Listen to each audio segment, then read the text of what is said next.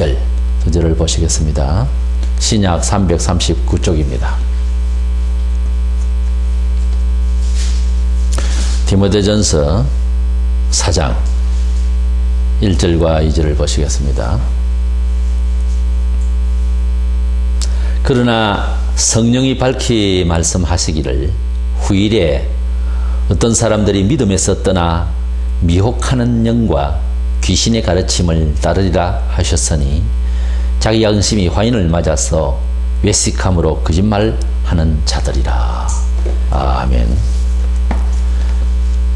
예수님께서 돌아가시기 전에, 십자가로 돌아가시기 전에 종말에 대해서 예언의 말씀을 주실 때에 그 날짜에 대해서는 말씀하시지 아니하시고 여러 가지 징조를 예언해 주셨습니다. 그러니까 어머님이 밖에 일을 보시고 시장까지 보시고 이제 해질 무렵에 이제 돌아오실 것을 이렇게 작정을 하시고 아이들을 집에 둘 때에 엄마 일 보고 시장 보고 그렇게 올게 잘 놀아 숙제도 하고 이렇게 몇 가지 일러줍니다. 그죠? 그래서 이제 막 문을 열고 나가려고 하는데 언제 몇 시에 오실 건데요? 어른한테 몇 시에 꼭 와야 되는 것처럼 그렇게 묻는 것도 밉지만 그렇게 묻는 아이도 그렇게 없습니다만 그렇게 물으면 내가 언제 몇 시에 오겠다 아이한테 그렇게 작정해서 그렇게까지는 할 수가 없잖아요. 바깥의 일이 어떻게 될지 모르니까. 해질 무렵 되면 저녁 때가 되면 올 거다. 그리고 내 오기 전에 오빠도 오고 그리고 언니도 아마 올 거야. 그렇게 하고 이제 나갔다고 합시다. 그럼 징조가 오빠도 오고 언니도 오고 해가지고 그러면 이렇게 헤아리다가 엄마도 올 시간이 다 돼가구나. 이렇게 되는 것 아니겠어요? 주님께서 마치 올라가시면서 세상에 우리가 다 시사적으로 이제 볼 때에 어떤 일이 굵직굵직한 일이 뉴스거리가 되어서 보게 될 것을 몇 가지 유형을 예언을 해 주셨어요. 그것을 징조로 보아서 주님이 오실 날을 가까운 줄로 하려고 하신 거예요. 그런데 사도들도 꼭 그 보통 우리 사람들처럼 그 날짜가 언제인지 자꾸 궁금한 거예요. 그래서 사도행전 1장 6절로 7절에 보면은 주님 그때가 언제입니까? 자꾸 이렇게 묻는 거예요. 때와 시기는 아버지께서 작정을 하시고 계획을 하시기 때문에 너희의 알 바가 아니요 라고 그 날짜에 대해서 신경 쓰지 말라고 그렇게 주님이 말씀하셨어요. 예, 그렇다면은 어떤 징조가 있겠습니까? 이렇게 물었을 때에 예수님께서 첫째로 거짓 선지자들을 조심하라. 그래서 말세가 되면은 거짓 선지자들이 나타나서 내가 그리스도다 하면서 여기저기서 막 나타나서 유혹을 할 것이다. 이렇게 주님께서 오시기 다 돼갈 때는 거짓 선지자들이 거짓 그리스도들이 여기저기 많이 일어날 것이라고 그렇게 제일 첫 번째 징조를 말씀해 주셨어요. 그러면 오늘 그 거짓 선지자들이 나타나실 것을 예언하신 것 중에서 그 비근한 이제 디모데전서 오늘 4장 1절 2절에 있는 이 말씀을 가지고 거짓 선지자들이 누군지 지금 이 시대에 우리가 살면서 그 특징을 오늘 세 가지로 말씀을 배우려고 합니다. 우리 하나님 말씀을 듣는 것이나 또 익히 배우는 것이나 사실은 믿음에 이르는 지혜를 받는 것은 똑같아요. 그래서 하나님의 이 말씀을 모르면 또 판단하는 기준이 없어지고 또 마음에 믿음이 그렇게 생기지를 않습니다. 믿음은 들음에서 나며 들으면 그리스도의 말씀으로 말미암았느니라 이렇게 말씀하셨고 그리고 하나님의 말씀은 영이요 생명이라 했기 때문에 주님의 말씀을 들으면 지식도 생기고 믿음도 생기고 영적으로도 밝아지고 그 희한합니다. 그래서 참 좋은 신앙은 하나님 말씀을 많이 배우고 듣고 익히 아는 것에 힘이 나는 거예요. 우리가 아주 힘센 사람이 큰 냉장고를 이제 확 밀면 힘 좋다 이렇게 하겠지만은, 키가 조그마한 사람이지만은 냉장고를 옮기는 어떤 기계에 올려놓고 이제 버튼을 눌려서, 그래서 기술적으로 쫙 옮기면 신기하지요. 그러니까 힘으로만 써서 될 일이 따로 있는 거예요. 저 높은 산에서 돌을 울려 오는 것은 어떤 기술적인 부분보다 이것은 힘에 의한 것이지만은, 그러나 세상에 지금 과학화되어 있는 세상에서는 머리를 써야 되는 거예요. 여기서 저기로 물건을 올리는 것도, 옮기는 것도 어떻게 옮길 것이냐. 또 가령 차를 생산을 해서 전국 각지로 가져가는데, 차가 차를 가져가잖아요, 요즘은. 근데 그 차가 차를 가져갈 때 어떤 식으로 끌고 갈 수 있겠느냐. 그냥 짐짝 올리듯이 추력에다가 이렇게 올려가지고서 가져갈 수 없잖아요. 차를 가져가는 기구를 또 만든 그런 차가 또 나왔잖아요. 그래서 용케도 그거 아주 달도 말도 달도 하면서 아주 몇 대나 차가 이제 견인차가 돼가지고 그것을 가져가거든요. 옮기고 합니다. 이건 전부 다 머리를 쓰는 거죠. 우리가 아는 것이 힘이라는 말이 그 말이에요. 세상을 살아가는 데에 고생하는 사람들이 크게는 두 가지가 있어요. 하나는 태어나자마자 돌다리 밑에 태어나가지고 거지 아들로 태어났다, 가령. 그럼 뭐 고생길이 훤히 열렸죠. 그럼 어쩔 수 없이 고생한 거죠.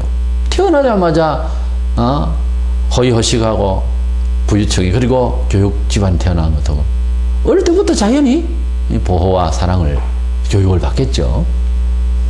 그래서 유산적인 어떤 태어남의 일반 은총이 빈약할 때, 태어나자마자 그냥 아프리카에 태어났다, 어쩔 수 없이 거기에 어려움을 받아야 되겠죠. 그렇게 어려움을 받는 것을 우리가 어쩔 수가 없기 때문에 가진 자 또 풍요한 자가 조금씩 더 나누고 십시일반에서 도와야 되는 거예요. 그런데 꼭 도와서는 아니 될 놈이 있습니다. 게으른 놈입니다. 머리를 안 쓰고 공부 안 하고 게으르고 노력 안 하고 열심을 안 내가지고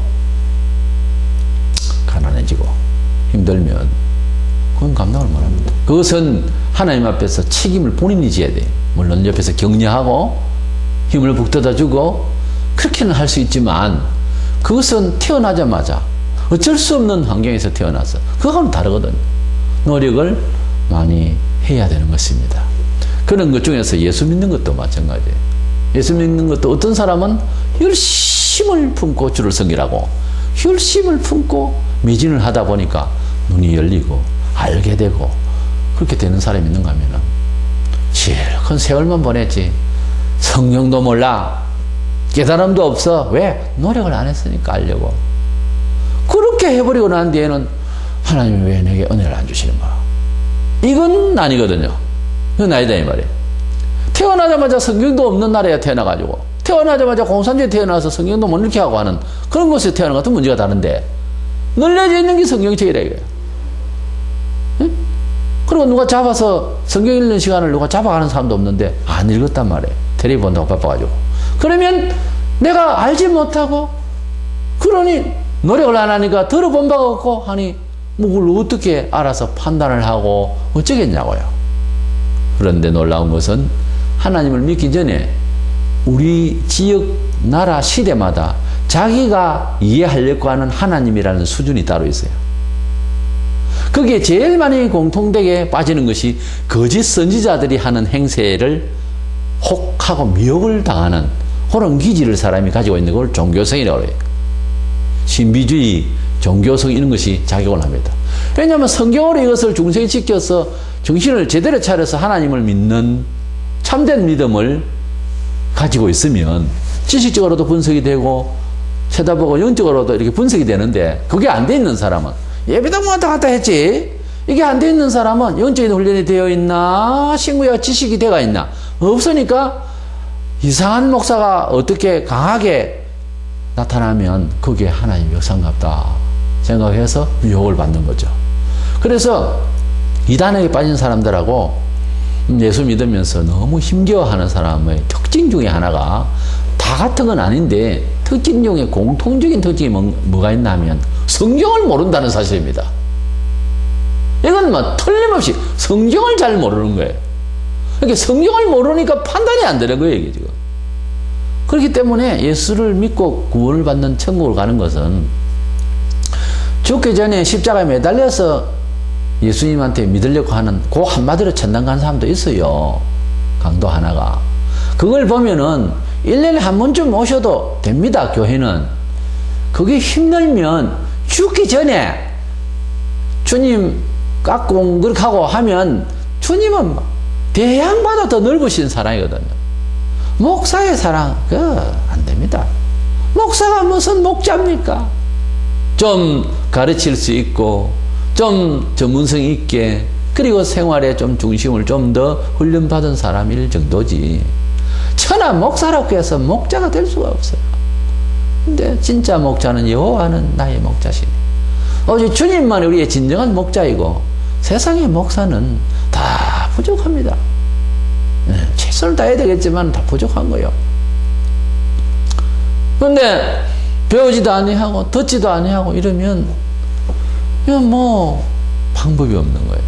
그래서 특별히 이 마지막 시대에는 우리가 거짓 선지자들을 이렇게 분석하고 분별할 수 있는 세 가지 요건만이라도 오늘 잘 들으셔서 판단하는 데 도움이 되시기를 바랍니다. 첫째, 거짓 선지자라고 우리가 말할 때 거짓이라는 말을 이해합시다. 성경이 말하는 거짓이라는 말이 정의를 어떻게 내려야 되겠습니까? 우리가 사회에서 사회 국가의 어떤 법도 있고 또 어떤 양심의 참 법이라고 할까? 이렇게 가지고 있는데 이것을 감추거나 반대로 말하거나 짧게 말하거나 하는 것이 다 정확하게 하지 않으면 이건 거짓되다라고 할 수 있겠죠. 이것은 윤리적인 말이에요. 세상에서 거짓되다, 정직하다 하는 수준은 도덕적, 윤리적 얘기지 않습니까? 참 저 사람 정직해. 예수 안 믿는 사람이라도 충분히 그 말을 들어도 충분한 그런 좋은 인격자들이 많이 있습니다, 사회는. 다 요즘 다 거짓말하고 사는 세상이라 하지만 또 정직하고 공의롭게 사는 사람이 많이 있어요. 있는데 세상에 거짓이 참 많죠. 윤리적으로, 도덕적으로, 양심적으로 거짓말쟁이들이 많다. 아니 우리가 이 세상을 살면서 언제부터 그랬는지 모르지만 말을 정확하게 안 합니다. 꼭 보면은 진실을 감추고 다른 말로 하기가 쉬운 것이 사람이다. 말로서는 바른 말했는데 속은 아닌 이런 사회 속에서 우리가 살아간다. 근데 이런 거짓 말고요. 성경에서 말하는 거짓은 그런 수준의 인간적 관계 속에서의 도덕적 윤리적 차원이 아니고 하나님의 말씀을 반역하거나 하나님의 말씀에 부합되는 생활을 못하는 상태를 거짓된 상태라고 하는 거예요. 그러니까 성경에서 말하는 죄라는 것이 뭐냐 하는 말과 같은 이야기입니다. 세상에서는 주일날 교회 나간다고 해서 교회 안 난다고 해서 죄인이라고 하지 않습니다. 세상에서는 내가 손해를 보면은 고소 고발할 수 있도록 법을 제정을 해놨어요. 안 하면 바보라 해요. 그런데 성경은 현재가 쳤을 때에 오른밤을 치거든 왼밤을 돌려대라 하는 이런 교훈이 있거든요. 그러니까 그대로 안 하면 하나님 앞에서 잘못하는 거예요. 어렵다고 원래는 예수 믿는 게. 예수 믿는 게 그렇게 쉬운 거냐? 아닙니다.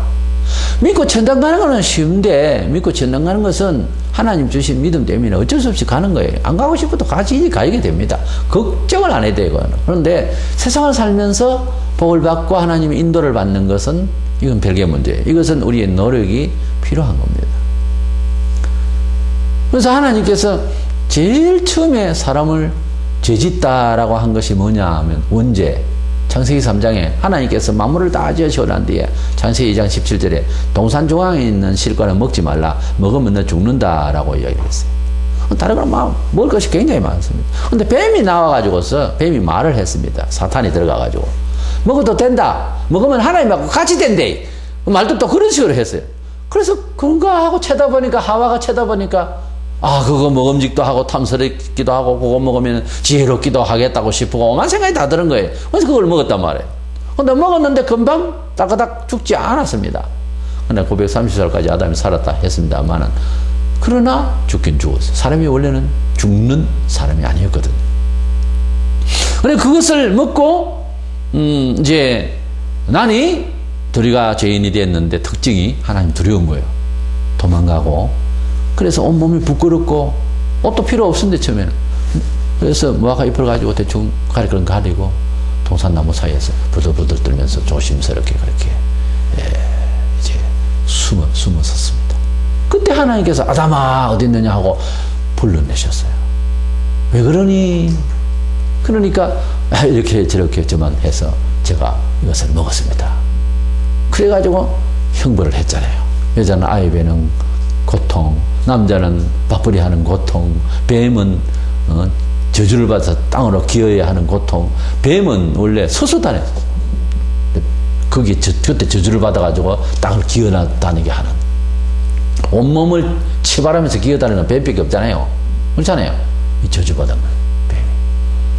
하나님께서 지으신 모든 동물과 모든 것이 처음에는 어땠어요? 좋았더라. 그랬는데 벌 받은 거예요. 그리고 하나님께서 땅을 지어서 놓고 이렇게 죄를 짓고 보니 얼마나 원통해서 땅 하면 치니까 땅에서 막 은근히 팍 나서 그래서 땅도 저주를 받아서 이 고통스러운 세상을 우리가 살고 있는 거예요. 언제? 그 하와 할머니께서 그걸 잡수시는 바람에 아담도 물어보도 안 하고 그걸 날람받아서 묻는 바람에 자, 사회학적인 측면에서 여러 가지 경제학적인 측면에서 어떤 학문적인 측면에서 그걸 판단을 해보세요. 그게 죄가 되는가? 그거 하나 못하고 무슨 죄가 되노? 이렇게 하면 답이 없지 뭐. 근데 하나님의 말씀이 딱 하는 데서 죄가 된다 이 말입니다. 예? 안식일날 나무하러 올라갔다가 안식일날 나무하러 갔다가 죽었어요. 구약에 보면은 잘못해가지고서 속죄제를 드린다든지 속건제를 드린다든지 제사를 드리면 돼요. 근데 제사 가지고서 안 되면서 사람을 죽여버렸어요. 엄히 하나님께서 형벌만 있는 죄가 있고요. 죄 사함을 받지 못하는 죄는요 죽습니다. 구약 그랬잖아요. 잘못돼가지고 이웃과 싸움을 했다. 그래서 화목제를 드리고 하나님 앞에서 속건제를 드리고 소제를 드리며 여러 가지 하나님 앞에서 제사를 드리면서 번제단에 늘 자주 갔었어요. 죄 많은 사람은 뭐 자주 가는 게지. 맨날 짐승 가져가서 자네 어디 가는가? 뭐 어제는 막 싸우고 막 난리 나대. 또 저 앞전에도 그래 또 양 한 마리 가져와서 또 가는가? 뭘 그래 자주 가는가 자네는? 글쎄 말이야 내 성질이 안 좋아. 그러면서 맨날 왔다 갔다 하는 사람도 많이 있었고 내가 어째 성질 급한 사람은 자주 갔을 거야. 번제단에 자주 갔을 거야. 틀림없어. 내 같은 놈은 틀림없이 자주 갔지 싶습니다. 그렇게 이제 했는데 용서받지 못할 죄는요 죄물들이가 될 일이 아니고 죽여버렸어요. 하나님께서 음하게 한 것은. 그래서 예를 들어서 안식일 같은 경우에 가면 죽는다 이런 것은 죽입니다. 나무하러 올라갔다가 그냥 죽는 거예요. 그래서 하나님께서 벌하시고자 하고 경계하신 것을 침범하면 죽임을 받았습니다. 죽는다는 것은 죄의 삭시였어요. 로마서 6장 23절에 죄의 삭은 사망이요. 근데 그게 무슨 죽을 죄냐고요. 집에 땔감이 없어서 나무 좀 하러 갖는 것이 뭐가 그리 하나님께서 사랑이 많으신 하나님께서 섭섭하셔가지고 사람을 죽이냐 이렇게 말할 수 있거든요. 어느 나라 사람이든지 그렇게 한 번쯤 질문하고 한 번쯤 그렇게 생각 안 해볼 수 있겠습니까? 이 일을. 근데 하나님께서 더 많이 주시고자 하는 게 있는데 억지로 하나님 말씀을 무시하는 그게 죄가 되는 거예요. 괘씸죄지 일종의. 그러니까 하나님께서 원하시는 것을 따르면 우리에게 원래 몸에 좋고 우리의 생활에 좋은 것이라고 딱하니 만들어난 법인데 조정된 법인데 그걸 침범을 자꾸 하려니까 누가 주인이 되란 말이고 인생에. 하나님께서 잘 되도록 이렇게 만들어난 걸 자꾸 자기가 장노릇을 하려고 하면 이게 안 되지 않습니까? 원리가 그렇잖아요. 그런 뜻에서 하나님 말씀이 지금은 안 깨달아져도 그 법대로 안 살면 죄를 짓는 거예요. 그래서 성경에 죄라는 뜻, 성경에서 거짓말이라는 뜻은 사람의 인간적인 도덕적 차원은 아니더라는 거예요. 그래서 우리가 지금 알고자 하는 거짓 선지자라 할 때 얼른 그 거짓이라는 말을 선입감적으로 아이고 사람이 사기꾼인가 보다 이게 생각하면 안 된다고 말이에요. 이 거짓은 그런 거짓이 아니고 하나님의 말씀을 따르지 않는 다른 하나님의 다른 어떤 복음, 그러니까 하나님 말씀을 외친다 하면서도 성경에 있는 대로 하지 않는 다른 식으로 하는 것, 그게 이 거짓 선지자의 그 거짓이라는 뜻입니다. 그래서 첫 번째 거짓 선지자의 특징이 뭔가 하면은 비성경적인, 다른 말로는 다른 복음을 증거하는 것이 거짓 선지자의 특징이에요. 그러니까 성경에 가령 하지 마라 이렇게 한 것을 해도 된다 라고 한다면 사탄이 말이에요. 그 말이에요. 하나님께서 창세기 2장 17절에 동산조항에 있는 실과를 먹으면 죽는다, 먹지 마라 했는데 3장에 가서 사탄이 먹어도 된다, 좋다 라고 말을 했으니, 하나님 말씀이 안 된다 하는 걸 해도 괜찮다 라고 말하면 그것은 사탄의 말이라고 말해요. 왜 내가 조용히 목사를 이단이라 하느냐 하면, 예수만 하나님의 아들로서 예수만이 오직 구원자다 라고 하는 것이 기독교의 진리예요. 그런데 불교 그 대학당에 가가지고서 자기가 강연을 할 때에 기독교는 기독교 안에서 구원을 받고 목사는 기독교니까 자기 동생은 불교도이니까 불교에 가서 구원받는다는 거예요. 구원이란 말을 그런 식으로 이 얘기를 기독교 구원하고 불교 구원하고 같은 시간에 같은 얘기 선에서 얘기할 수 있는 부분입니까 이게? 할 수 있는 부분이 아니에요. 그렇게 말할 수 있는 부분이 아니에요. 하나님께서 오직 예수님만 구주다 라고 했으면 디모데전서 2장 5절에 하나님도 한 분 있어요. 하나님과 우리는 사람 사이에 중보자도 한 분이시니 사람이신 그리스도 예수라. 그 사람이신 그리스도 예수라. 예수님만이 참 구주다. 아니다. 누가 구주일 수 있다. 다른 종교에도 구원이 있다. 이딴 소리를 하면은 그거는 잘못 말한 것이라 하는 말이 아니고 오늘 지금 듣는 대로 거짓이라는 본래 뜻대로 거짓 선지자의 말이란 말이에요. 거짓말은 어디서 나오느냐 하면은 제일 성경을 펴면 처음에 사탄에게서 나왔단 말이에요. 요한복음 8장 44절에서 48절에 7절에 거짓의 아비는 누구냐 하면은 사탄이라고, 마귀라고 그랬어요. 그렇기 때문에 하나님의 말씀을 성경에는 가감하지 말라. 하나님의 말씀에 없는 말을 지어내는 것도 문제가 있고요.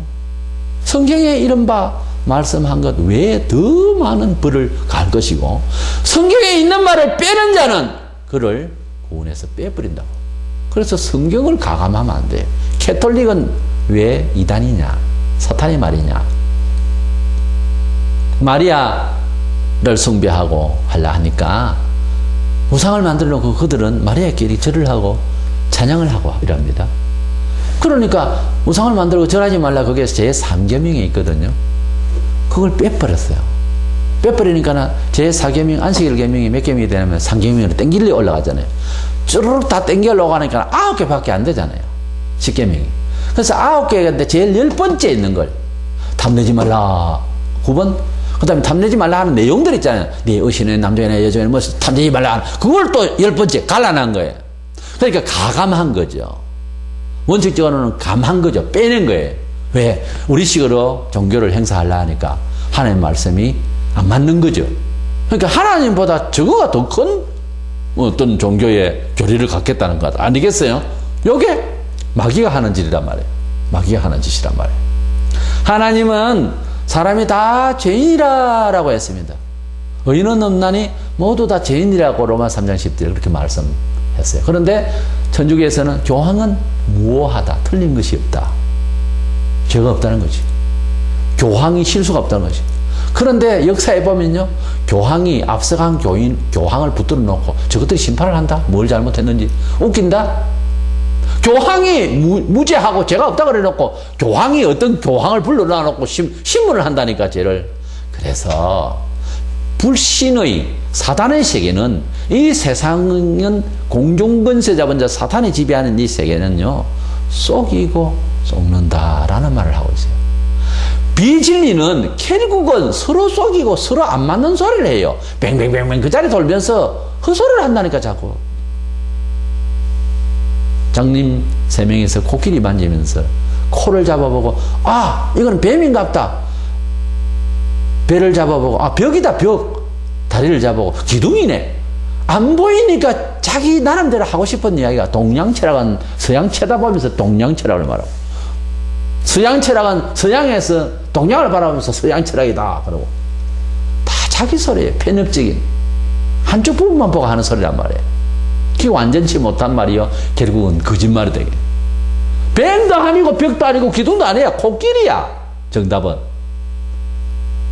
그러니 이 세상의 사람들을 하나님 없다 하는 사람들을 맹인으로 봤어요. 주님은.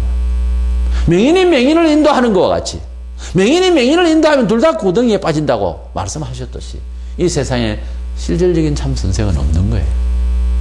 그래서 로마서 3장 4절에 모든 사람은 다 거짓되다 그랬어요. 하나님은 참되시나니.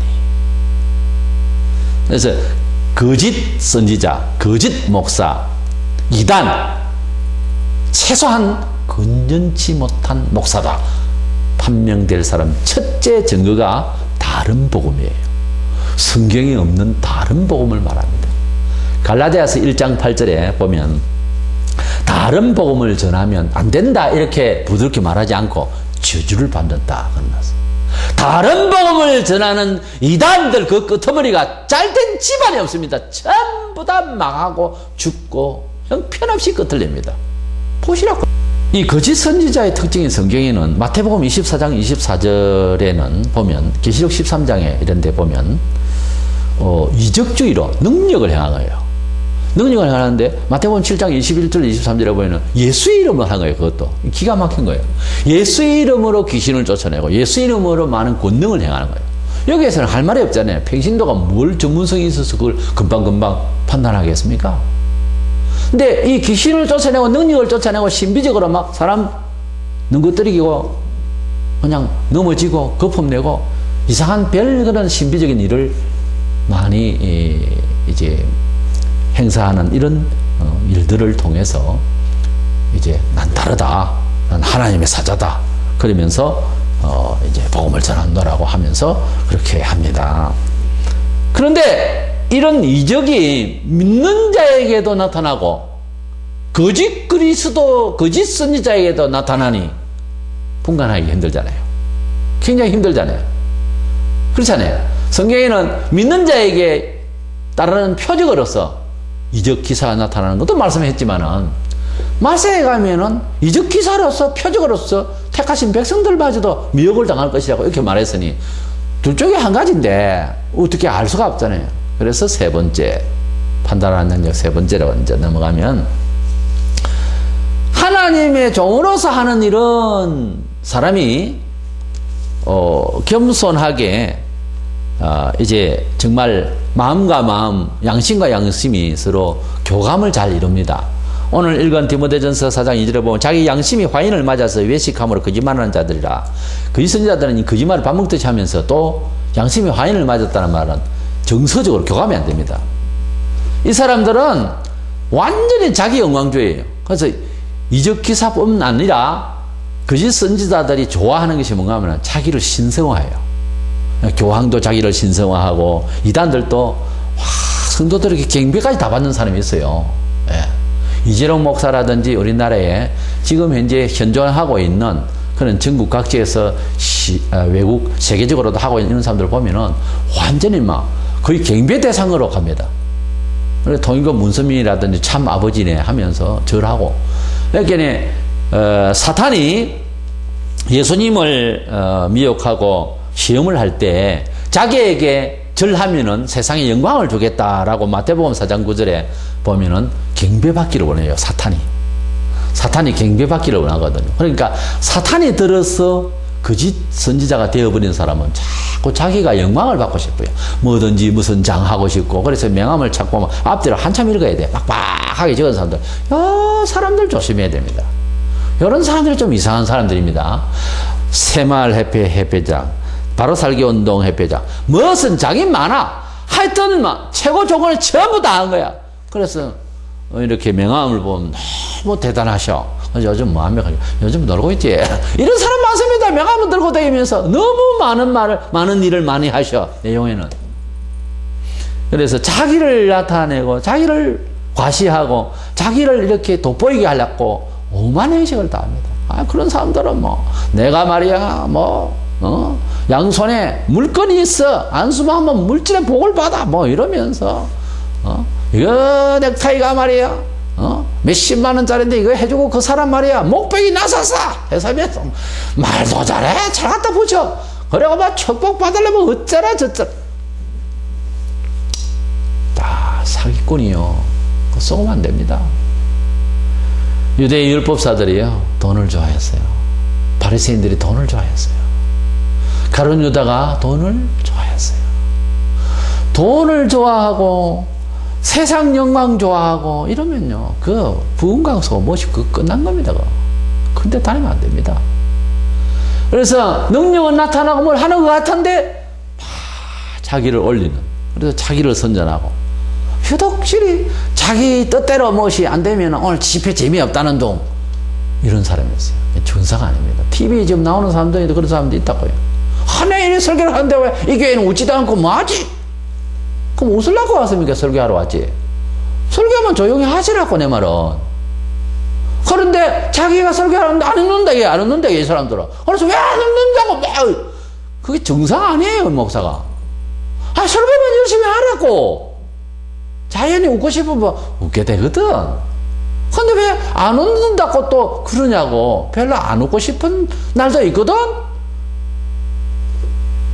고린도후서 11장 14절에 보면은 고린도후서 11장 14절에 보면은 사탄이 광명의 천사로 모양을 바꿔서 나타난다고. 사탄도 자기를 변신해서 광명의 천사처럼 나타난다. 우리가 가끔 뭐 천사를 만났다. 그래서 계시를 받았다는 사람이 있는데 10중 8구. 아니 거의 100% 거짓말입니다. 봤다고 하는 것이 확실해도 귀신의 영을 받았어요. 귀신의 영을 받았어요. 이 시대에 여러분 더러워서 이 세상에 천사가 그렇게 흔하게 나타나지 않습니다. 제가 알기로는. 더럽고 추해서 천사도 체질적으로 놀지 깔끔한 사람에게 어떻게 나타나지 한 번씩. 뭐 대중 없이 여 나타나고 저 또개비요 그거 다. 천사를 만나서 계시를 받았는데 어쩌고 그 거의 100%입니다. 이 다입니다. 그거. 갈라디아서 1장 한번 찾아보겠습니다. 복음이라도 천사가 전해줬다 하더라도 그 말이 사도들로 통해서 주어진 말이 아닌다면은 그는 거짓말이라 할 때 천사도 참 천사 하나님의 천사가 있고 귀신도 있다 이 말이죠. 그러니까 천사가 전해줬다 하더라도 천사를 봐가지고 계시를 받았다 하더라도 성경에서 말하는 말 아닌 말을 받았으면 우리 중에라도 천사가 그렇게 보여가지고 봤다 하더라도 저주를 받는다. 그러니까 차라리 안 만나는 게 낫지. 사기꾼 천사 만나가지고서 저주를 받는 것보다 차라리 안 신령해가지고 천사를 안 만나는 게 낫잖아요? 신령하다고 하다가 천사 만나가지고서 저주받는 것도 여기에 보면 저주받는다는 말이 우리 말이 아니고 성경에 그런 것 하면 안 돼 정도가 아니고 저주를 받는다 했으니까 그 영을 받으려면 빼도 박도 못하고 사람이 나중에 그 천사의 말에 이끌려서 결국은 거짓말쟁이가 되고 만다 이 말이에요. 그러니까 하나님 앞에서 거짓의 아비인 마귀의 말을 듣고 결국은 저주를 받게 된다. 얼마나 위험하고 두렵습니까? 그래서 이 시대에는 지금 많은 목사가 있고 우리 한국에만 해도 1만 2천 명이라는 목사가 1년에 이렇게 배출이 됩니다. 1200명이 아닙니다. 1만 2천 명이 나와요. 그러다 보니까 교회는 약 5만 교회고 목사가 10만 명이 넘는데 공식적으로 비공식적으로는 여기저기 목사들이 굉장히 많아요. 이런 상황이다 보니까 여러 유형의 목사들이 나올 수 있고 교회가 형성이 될 수가 있는 거죠. 그러니까 거의 뭐 종교 사회가 되어버린 거예요. 기독교는 참 그렇게 흔하게 믿을 수 있고 예사로운 게 아닌데 완전히 종교화되었다 할까? 이렇게 되었으니까 굉장히 지금 혼란스러운 시대다 이 말이에요. 이런 시대에 우리가 거짓 선지자가 누구며 정말 참 말씀의 정인이 누구냐 하는 것을 분별을 해가면서 선택을 해야 되겠다는 거죠. 그렇지 않으면은 한참 동안 우리 세월이 헛되게 되고 한참 동안 우리가 영이 잘못될 수가 있을 때에 내를 통하여 관계되는 가족과 나를 통하여 만나는 나의 혈육들과 친구들과 주변이 내가 영이 옳지 못한데 문제를 발산하는 사람이 되어버리잖아요. 그러니까 우리 영혼이 주님의 사랑과 축복과 바른 질서와 영을 바로 받으면 나를 만나는 사람이 좋아집니다. 그러니까 우리가 주님 앞에서 산이라고 십자가의 정신으로 잘 살면서 친구네 집이나 어디로 갔다가 떠나잖아요, 그 자리를. 그럼 우리가 그 자리에 갔다가 가면서 이런 말도 해줄 수 있을 법합니다. 우리 주님의 마음으로 왔다 갔으니 잘 될 거요. 자기신이 물러나갔을 거요. 내가 그렇게 기도하고 갑니다. 이래 한마디 해주고 가도 당당하게 괜찮을 듯 합니다. 우리는요, 적어도 바른 말씀을 가지고 벗을 만나고 집안을 방문을 하고 이랬을 때에 믿음을 가지고서 기도 잠시 해주고 가는 것이 진짜 축복인 것입니다. 그런데 악령에 사로잡힌 거짓 선지자의 집회를 한번 갔다 오면요, 큰일 납니다. 영이 한번 잘못되기 시작하면 다른 것도 파장이 일어나는 거예요. 다른 일에도 무질서하게 혼란이 온다 이 말이에요. 영이 발라지면 하나님 앞에서 내 영이 바른같이 범사가 바로 되고 모든 것이 풍성과 건강과 축복으로 되어지거든요. 그러니까 어려운 일도 이겨내고 고달픈 것도 참아내고 계속 승리해 나갈 수 있는 비법은 하나님의 참된 말씀을 많이 듣고 하나님의 참된 영을 우리 속에 많이 채워야 된다는 거.